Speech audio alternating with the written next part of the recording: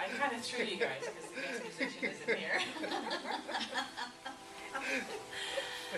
Well, everybody's so lively and fun today. So first of all, doesn't it feel good? I opened up the blinds. Yes. I pulled out a feng shui book and was reading just about yin and yang, and I realized there was too much yin in the room. And we wanted it nice and peaceful and quiet and protective, but it felt too yin. So we pulled open the shears and yanked up the blinds and let some sunlight in. It actually feels very bright in here, doesn't it? Yeah. Wonderful. Feels good. Okay, good. So it's a keeper? Yes. Okay. So we had a guest musician this morning who is normally the third Saturday is Jason Day, but he let me know about 2 weeks ago he had a piano recital this morning and couldn't make it, so he called Seth to back up, and Seth called this morning and wasn't feeling well, so we don't have any music today, so we'll just have the CD. Will you sing to us? Oh, I know you don't want to sing. None of you will be back next week if I sing. I had many talents, but that's not one of them. It's pretty.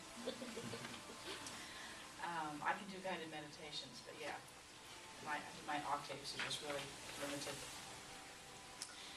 So we're going to do just a brief opening meditation, and then I have my topic that I would like to share with you this morning. Lots of really wonderful announcements, and our guest speaker, Dolores Fazzino, who is one of our practitioners here, and she's just made a wonderful journey to Brazil that she's going to talk to us about, and the work that she does. And she works with a modality that is unusual. It's called psychic surgery, and it's not simply just medical intuitive. It is actually a procedure, an energetic procedure, and she's going to tell us all about that when we get to her. So welcome, Dolores. Thank you for being here. She drove all the way from San Diego, so show us some appreciation.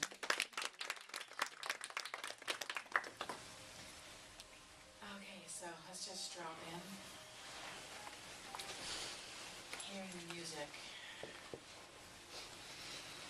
feeling the water outside, taking in a couple of deep, purposeful breaths. We've done some beautiful saging this morning, so the energy is clear. Our crystal friends are all here. We've done some incense. I did the Tibetan singing bowls. The energy in here is clean and clear and bright. So allow yourself to relax in it. Take in some deep breaths. And enjoy life.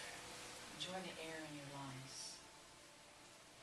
Enjoy the beauty of your existence. Breathing in. Putting a smile on your face as you breathe in.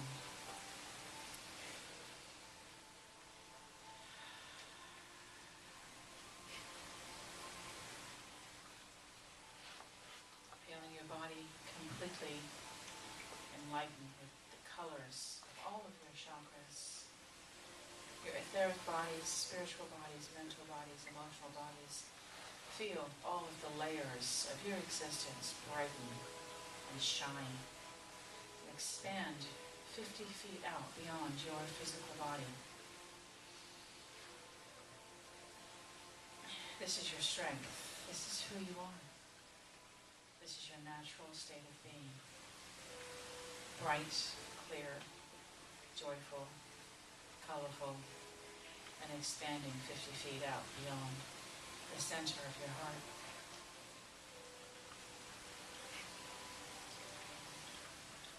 Feel your physical body communing and communicating and being in a peaceful existence with all of your other etheric bodies. The perfect symbiosis of mind, body, and spirit is who you are. It's what you are.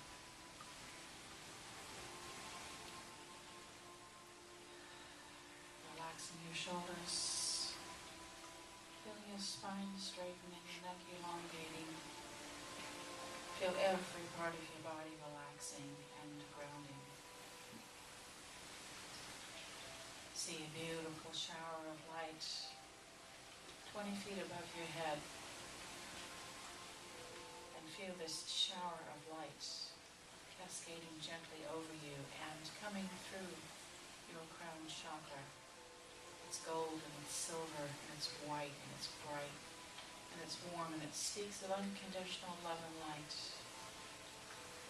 Feel it entering your body, going all the way through, gently, gently all the way through out, and then feel it going out of the bottom of your feet.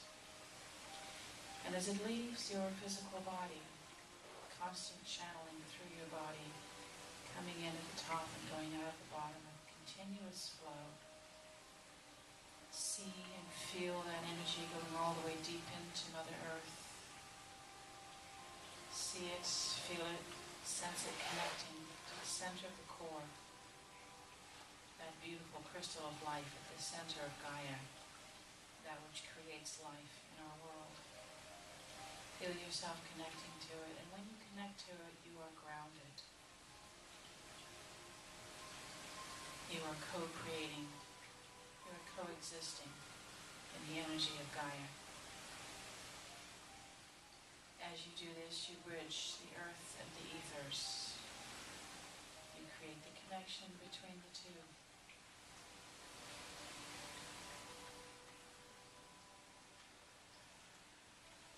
This peaceful existence is your perfect natural state of being.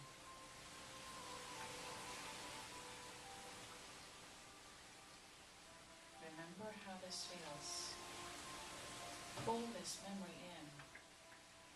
When you are outside of the temple, when you are in your daily life, remember this feeling. Remember how to connect to it. It's a part of you.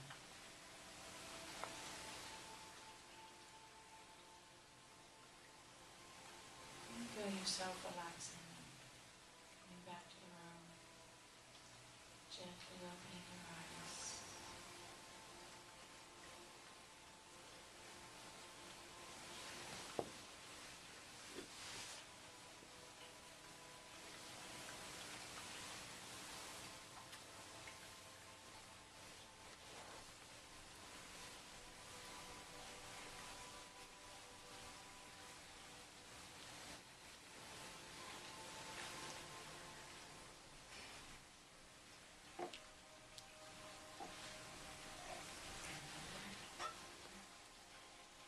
We'll do a longer meditation towards the end. This one is just to be present. We tried doing a beginning and an end, and it turned out that two was the most popular. So we did both. So before I start talking to you today, my topic today is about respecting journeys, your own and other people's, and the lightness of being that you receive when you accomplish that. But I wanted to do a few announcements first because I was just so excited about them that I couldn't wait to share them with you. The most exciting one is we've decided to do a hello.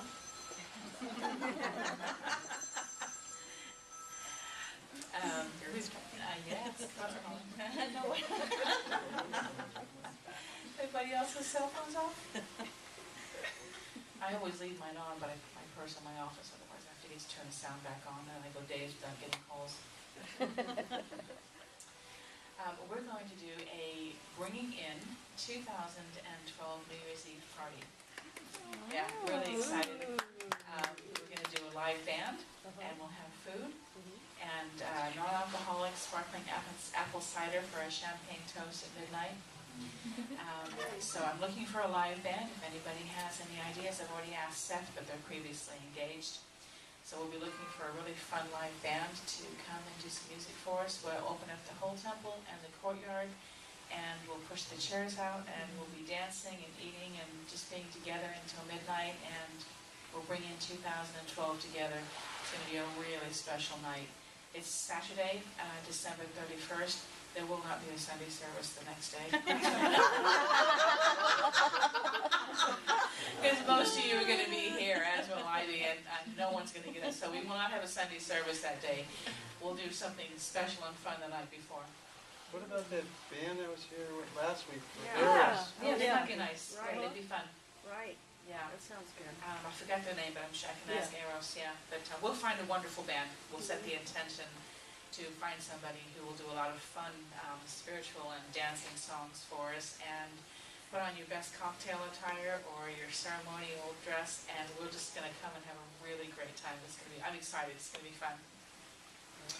So we stopped going to New Year's Eve parties years ago because they were all about alcohol and things, and so we've just been going to the movies on New Year's Eve and at midnight sort of saying Happy New Year. So.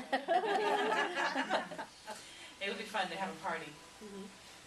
The other announcement is I've been working with Leslie Coretti, who has a Kangen water machine, and she has graciously loaned that to us. It's out there in the kitchen, so it'll be here until a week from Tuesday. If you've ever experienced Kangen water and you would like to take some home with you, please throughout the week bring in your water bottles and fill them up to your heart's delight.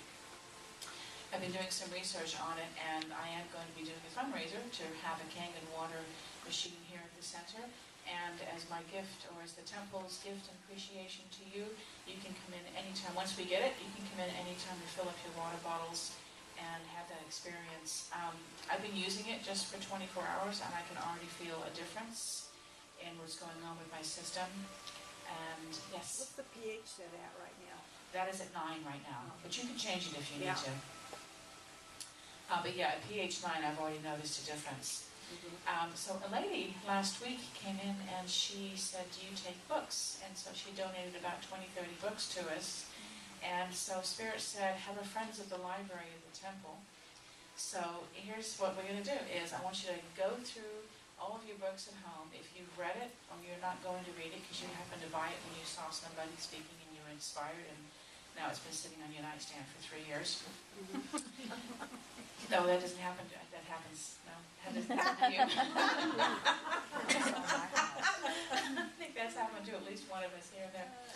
So bring in your books. We're going to put a big bookcase out here by the gift shop. Donate all of your books, and then you can buy them. We're going to sell the paperbacks for $3 and the hardbacks for $5. So you can get rid of the ones that you have, or donate them back, and then buy more and only pay $3 or $5 for them. When you're done reading it, give it back. All of the funds from the Temple's Friends of the Library are going to exclusively go towards buying the Kangen machine. You only need to turn over 1,000 books in order to have the money for the machine. So you get to get rid of your books, you get to buy new ones cheap, and you get to work towards having a Kangen machine here that you can get the water free anytime you want to. Sound good? Sounds great idea. So that's fun. We do have a fall equinox class this coming Thursday, the 22nd. Deborah Shea is going to be conducting it. So if you would like to take the ride on those sacred energies of the fall equinox, that will be this Thursday, the 22nd, and it's $21. And if any of you have ever taken classes with Deborah Shea, she absolutely rocks. She opens sacred space so beautifully. She's also going to be doing an 11-11-11 event here. That's a Friday night. That will be a beautiful sacred night. So we've got the fall equinox. We've got 11-11-11. We'll do something on the winter equinox, December 21st, and we're also going to have a New Year's Eve party bringing in 2012. So lots of fun events coming up. So do come and spread the word about the Friends of the Library. We will send out an email and the Kangen water. So it's our intent to make that available to everybody so that you can all be pH balanced. So I wanted to talk to you. One of the things that we all have people, things, cultures, religions, groups of people, corporate cultures, things that we look at, and sometimes we're in judgment of them, sometimes we're simply in observation and we're engaging in non-judgmental discernment to stay away from certain kinds of people or energies or things. And Adam and I and our son went to a movie last night, and I won't say the name of the movie, but it was depicting a certain group of people that I have had issue with. And as I look at this group of people, I have found myself thinking negative thoughts about and wanting to neutralize my thoughts about them. I couldn't figure out what it was. And in this movie last night, there was a very enlightening scene that I went home and I went, oh, I get it. I get now why this group of people has been annoying me. As I discovered what that was, I had a second epiphany, and then I was able to recognize that we're all on a journey.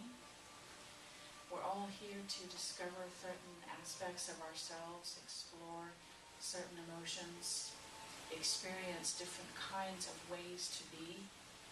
And one of the ways that we do that is we come in with an Enneagram type, we come in with a numerology number, we come in with a certain astrological sign, but we also pick cultures and religions to be born into that exemplify those kinds of traits that would support us learning how to be on that journey. Some of us will choose to be female, male, Catholic, Protestant, Jew, Muslim, in a poor family, in a rich family, in a Middle Eastern culture, in an Asian culture, in an American culture, or European culture. Parents of mixed cultures. How many of us thought we'd have some fun and come in here with more than one culture in our background? Most of us. Especially ones that would have, so that you're Japanese and American, Yeah. so Very you've difficult you've growing up. picked energies of two fairly different cultures to come in and be mixed in with. So mine are mostly Northern European, but a lot of people pick experiences where they've got parents with two different religions and two different ethnic backgrounds, two different class systems. Whatever it is that you chose, and you did choose that, by the way, very carefully and very purposefully. Yeah, I know. Sometimes you want to say, what was I thinking? What was I thinking? But you do. And you do choose everything about your existence. You did choose your parents. Yes, I'm sorry. You did. And you, you chose your siblings. You chose where you were going to be raised. And you chose the kind of cultural and religious environment that you were going to be born into that completely supported everything that you wanted to learn and you wanted to experience. So what if you could do two things? What if you could say, wow, I chose something really amazing. This is what I wanted to learn in this lifetime, and I put myself in an environment to choose it. It's no different than my daughter Selena wanted to go and learn physics, so she goes and she picks a college that has a good physics department. Right? So if you want to learn tolerance, you might decide to be born into a family that is bigoted, or into a culture that only tolerates their own aspect of their own religion and is intolerant of others. And that's your journey to learn how to have tolerance by being in a situation with opposing.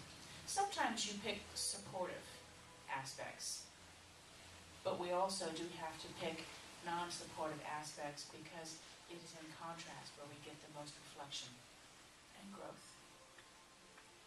So in your life, if you feel like you've got a lot of contrast, know that you chose that very carefully.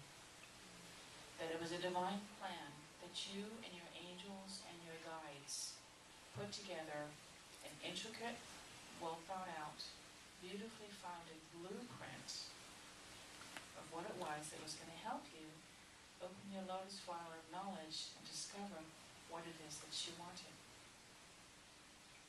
Some of us choose healthy bodies. Some of us choose to have people around us that are very difficult and challenging. And when you can get to a point where you decide that the environment that you're in, you chose it to be your greatest teacher. All the people that are in it, all the religious backgrounds, the cultural backgrounds. So when you see yourself, whether it's your own culture that you were raised in, or your own religion, or whether it's somebody else's, and you find yourself having not very pleasant opinions about them, consider what it is that you drew in about that culture to put it in front of you, or that religion, or that whatever it was, family member, so that you could learn from it. What if that was your university? You got into the best best university of your choice, full scholarship, full ride, in the dorm. So there was no escaping. You didn't get to go home on the weekends. And this is your university of life. And sometimes we'll figure it out while we're here. Sometimes a little sooner, sometimes a little later. It is actually okay if you don't figure it all out now while your physical body is still breathing air, because whatever you don't figure out now, when you cross over, you'll get the rest of the lesson. There's no urgency, there's no fear that you're not going to get it, that you're going to live your life and miss the point of your life. It continues on. Just because your physical body no longer exists, when you cross over, your angels and your guides will continue to work with you. You'll continue to explore and discover. There is no time limit. You don't have an hour to finish the exam. And then the teacher's going to come up and ask you to turn it in whether you're done or not. You get to finish. And you get to take as long as you want. Because, of course, once your physical body is no longer a part of your etheric and your spiritual body, time doesn't exist in a linear fashion. You have as much time as you want to figure out. Then you get to decide if you got it enough, or if you want to try again, or you want to try a different way. There are no limits to what you can choose to learn, what you can choose to experience, and how long you take. So now, when I look at this culture that up until last night at 10 o'clock, I would sometimes really reproach myself for having what I would deem to be slightly negative thoughts about them. And now I'm like, I get it. That's their journey. The people that put themselves in that situation, in that cultural, religious norm, consciousness, wanted to learn something, and so they put themselves in that journey, in that place and time, so they could learn to move beyond whatever limitations and ideas were in that system. And I felt so free and so light. And now I can look and say, I so honor you. And now when you look at people, you can look at anything that they're experiencing and saying, I see what you're doing. I see the journey that you're taking. When I'm out and I see people in wheelchairs and Down syndrome kids and whatever else it is that they've come in with, I look at them and I say, you rock. Look what you came in to experiencing. And I don't feel sorry for them. I send them love and light. I'm like, I am so proud of you, because that is a difficult thing to take on.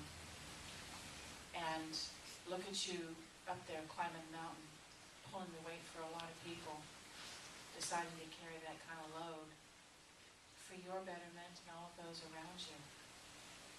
So I ask you to remember, it's just an experience. Your life, your body, your family, your religion, your culture, where you live, the time that you live, the clothes that you put on, how you wear your hair, how you conduct yourself, what you think, what you feel, who you attract in your life. Every single magnificent facet of who you are is a divine experience. And when you can look at it that way, it feels so light, doesn't it? You get to take it with joy and say, wow, I mean, this is no different than if you remember, if you went to school and you went to your first, you picked a university, or you went to a favorite class, even a cooking class that you took, and you went in that first day, you were so excited to take that course. Maybe it was in a continuing adult education, a photography course, something. But that excitement that you felt going into that first day of class, that's what this is. Get excited. This is fun. You get to laugh more and be free and not take it so seriously. How many people really still take everything about their life so seriously? No one wants to admit it, huh? It gets better. I mean, I still do have moments like you. I am perfectly imperfect. And I'm still having my moments, and I'm still having my epiphanies, and Audubon still has to call me every once in a while for having a temper tantrum, but he does so lovingly and so supportingly. And I do, because I'm perfectly imperfect like the rest of you, and that's just, it's brilliant, it's amazing, it's exciting. Everything about you is perfectly imperfect. And that's what you came here to figure out. Isn't that fun? So much easier, isn't it? Any questions? No? You all look kind of sheepish.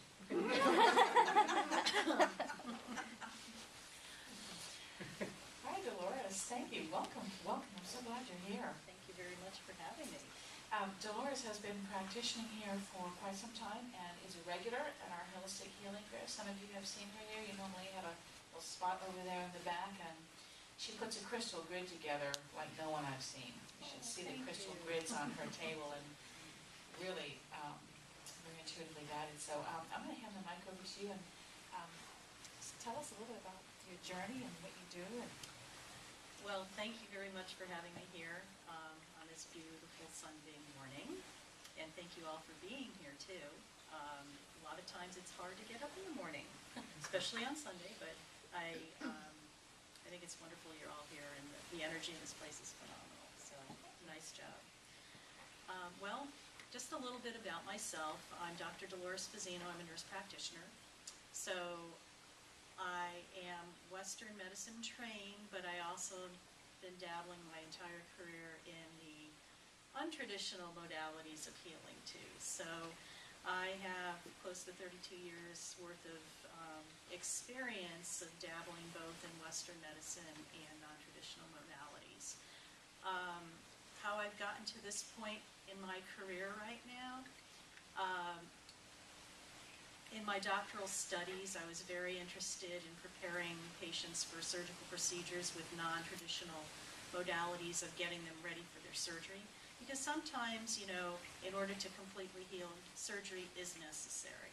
It's not, the first option, but a lot of times it's important that, that's included too in a person's path. And as we were talking about, you never know what a person's path is. So that's what makes everybody so uniquely different. So I studied preparing patients for total knee replacements using energy healing prior to their surgical procedure, and just looked at pain over time. And what we found was that it was more of a qualitative approach, meaning that people definitely felt the difference of having some type of energy healing prior to having their surgery. It actually made them more comfortable and less anxiety-ridden. So when they came to have surgery, they did much better, and they felt more confident. And that's really important too. And after I finished my studies, I've always been fascinated with psychic surgery from a very, very young age. And so I sought out an opportunity to go down to Brazil to see John of God, and, talking about divine intervention, sometimes when something's meant to be, everything just lines up, in place, and the right people show up at the right time. And it was a truly amazing experience. And that was in December of 2008.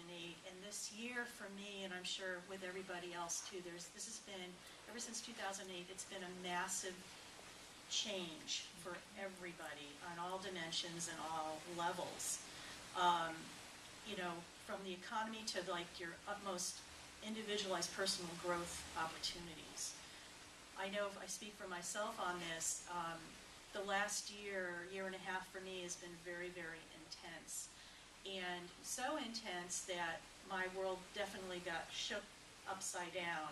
And so what happened this springtime, I just was in complete surrender to God, and I said, you know what, tell me where I need to go. I will do anything. I want to be in the utmost service to humanity. Just allow me to serve in the biggest capacity. And I said, I'll go anywhere in the world you want me to. This was in April. At the end of April, I get an email from a friend of mine. Her name is Josie Ravenwing, who I went to Brazil